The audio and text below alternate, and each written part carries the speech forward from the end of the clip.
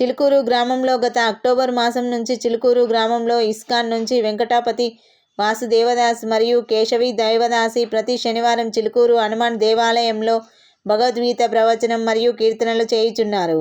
ఈ కార్యక్రమానికి గ్రామ ప్రజల నుంచి విశేష స్పందన లభించింది.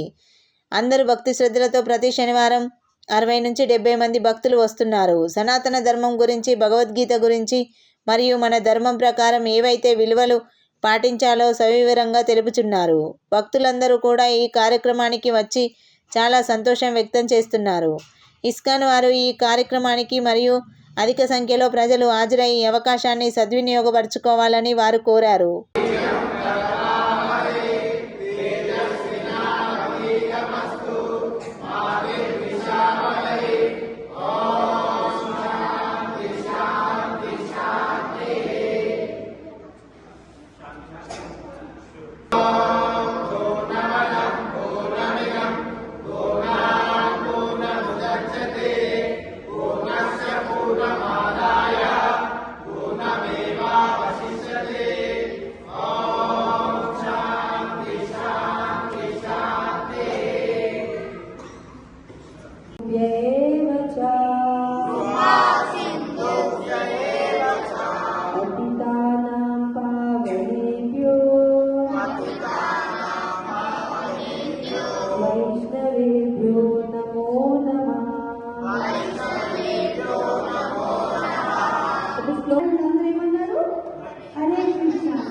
కాకపోతే మేము మా ఇంట్లో కానీ వేరే వాళ్ళ ఇంటికి వెళ్తే మేము ఏం చేస్తాం కదా, వైష్ణవ ప్రణామం చేస్తాం.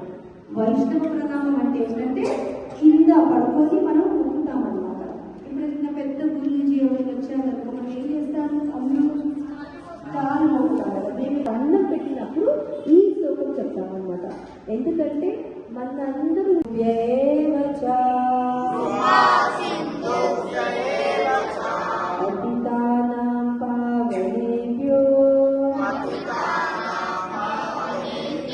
వైష్ణవేభ్యో నమో నమః.